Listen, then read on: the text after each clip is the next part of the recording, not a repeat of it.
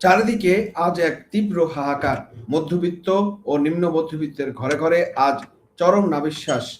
চাল, ডাল, তেল, গ্যাস, নিত্য প্রয়োজনীয় পণ্যের আকাশ ছোঁয়া দামে সাধারণ মানুষের পিঠ যখন দেয়ালে ঠেকে গেছে, ঠিক তখনই সাধারণ মানুষের বুকে শেষ পেরেকটি ঠুকে দেওয়ার জন্য আসছে বিদ্যুৎ বিলের এক বিশাল রক্তচোষা থাবা।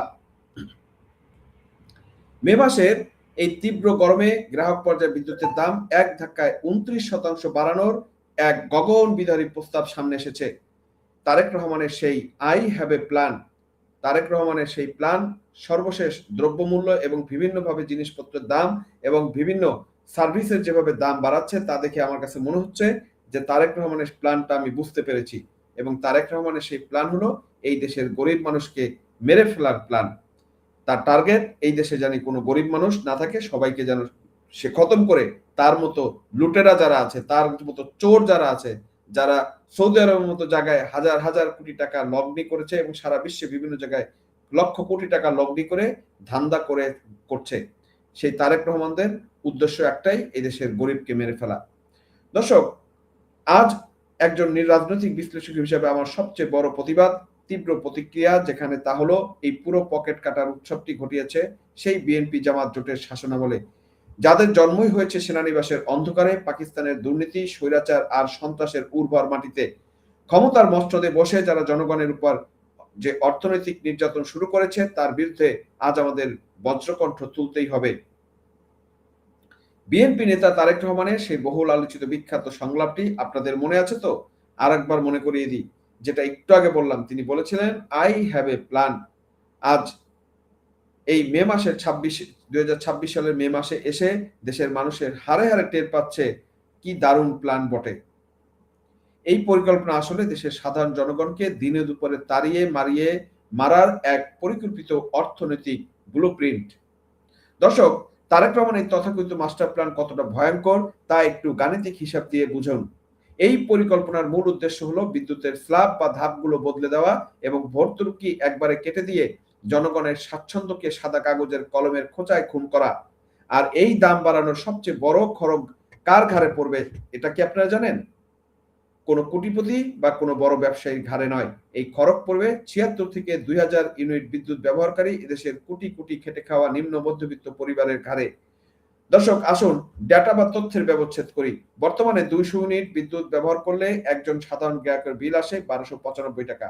কিন্তু এই স্বৈরাচারী জোট সরকার, এই যে বর্তমান যে তারেক রহমান সরকার, বর্তমান যে এটা কি বলে মুচলেকা সরকার, যে নতুন স্ল্যাব বদলে আর 29% দাম বাড়ানোর ছক কষছে, তা যদি কার্যকর হয় তবে সেই 1295 টাকার বিল সোজা লাফিয়ে দাঁড়াবে 1640 টাকায়। দর্শক, ভাবতে পারেন একবার, যে মানুষটা মাস শেষে ডাল ভাত খেয়ে নিজের যে সন্তানের জন্য হাতে বাড়তি 10টা টাকা জমাতে পারে না, তাকে ঠিক 27% বাড়তি বিলের বোঝা গছানোর চূড়ান্ত ফাঁদ পাতা হয়েছে। বিতরণ কোম্পানিগুলোর অলস কেন্দ্র, নিজেদের প্রশাসনিক ব্যর্থতা এবং লুটপাটের সমস্ত দায় চাপানো হচ্ছে আপনাদের আর আমার পকেটের উপর। বিতরণ কোম্পানির হাজার হাজার কোটি টাকা লোকসানের বিল বইবেন আপনি আর আমি, কারণ তাদের তো কোনো ভুল হয় না। তারা ভালো করেই জানে জবাবদিহিতার প্রশ্ন তোলার সাহস এদেশের মানুষের কাছ থেকে কেড়ে নেওয়া হয়েছে। সেটা 5ই আগস্টের পরে এই দেশের মানুষ আসলে তার সমস্ত অধিকার হারিয়েছে। দর্শক, এই সংক্রান্ত খবরটা আপনাদেরকে একটু দেখিয়ে আসি। সেখানে বলা হচ্ছে মুক্তিবার্তা নিউজে, বিদ্যুতের দাম 29% বাড়ানোর ছক, মধ্যবিত্তের পকেট কাটার উৎসব।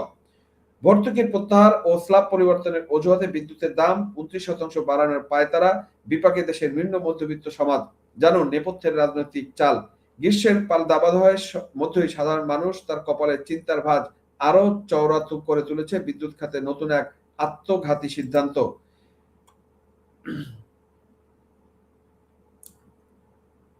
তেল, গ্যাস, নিত্য প্রয়োজনীয় জিনিসপত্রের আকাশ ছোঁয়া দামের জাতাকলে পৃষ্ঠ সাধারণ মানুষের উপর এবার আসতে চলেছে বিদ্যুতের এক বিশাল ধাক্কা এবং ছক্কা।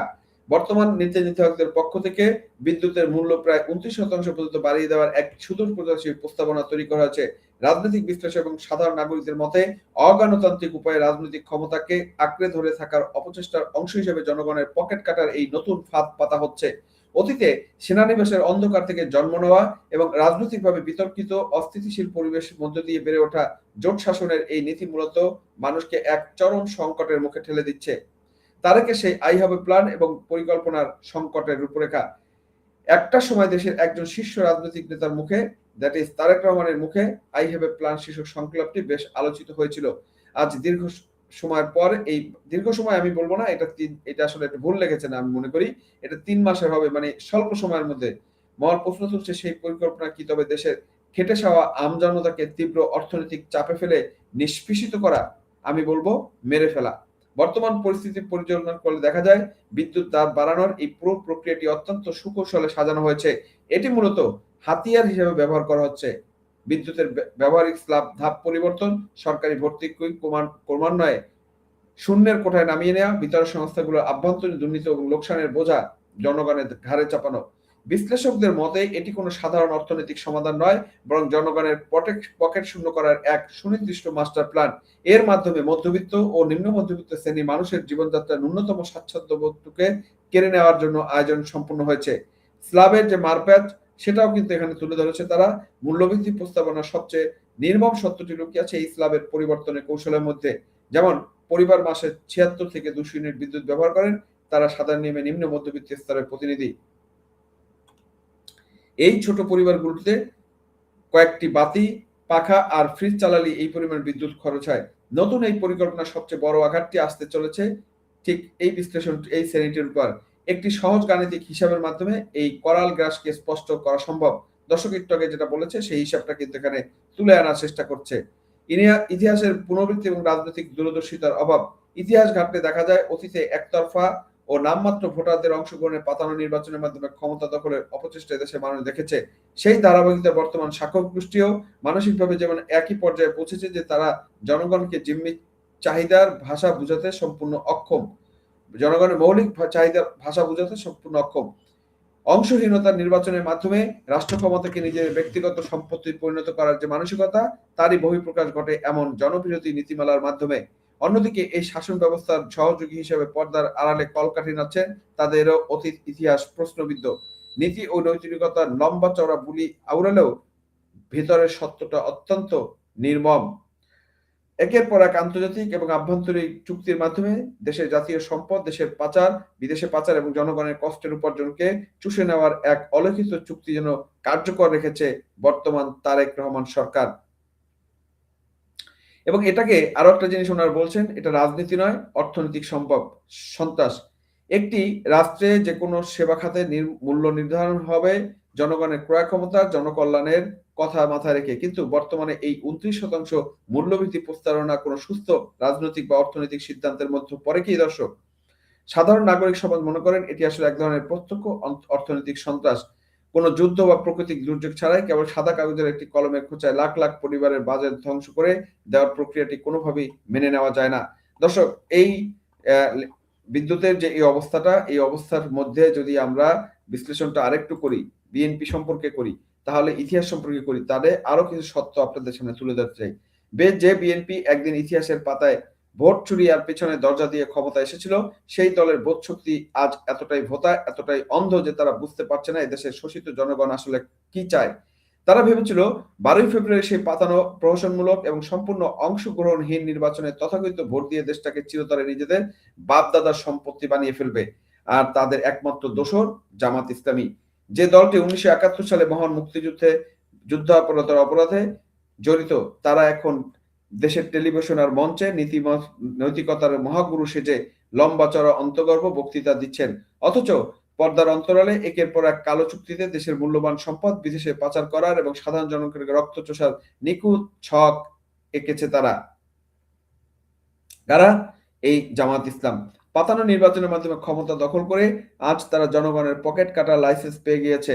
দেশের মানুষের অন্ধকারের দিকে ঠেলে দিয়ে নিজেরা বিলাসী জীবনযাপন করছে। এই ভণ্ডামি এবং দেশবিরোধী চক্রের বিরুদ্ধে আমাদের তীব্র ধিক্কার জানাই। দর্শক, এখানে একটা তথ্য আপনাদেরকে দিয়ে রাখি। আপনি জামাত ইসলামের যত নেতা আছে, যত খাতা আছে, আপনি খেয়াল করে দেখবেন তাদের ছেলে মেয়ে কিন্তু কোনো মাদ্রাসা পড়ে না। তাদের ছেলে মেয়ে ইংলিশ মিডিয়ামে পড়ে এবং সেখান থেকে পড়ে তারা লন্ডন, ইউরোপ, আমেরিকাতে যেয়ে থাকে। এটাই তাদের কাজ। কিন্তু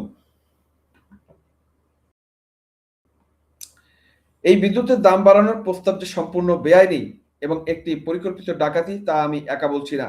কনজ্যুমার অ্যাসোসিয়েশন অব বাংলাদেশ বা ক্যাব এর সম্মানিত জ্যেষ্ঠ উপদেষ্টা অধ্যাপক শামসুল আলম পরিষ্কার ভাষায় এই জঘন্য সিদ্ধান্তের মুখোশ খুলে দিয়েছেন।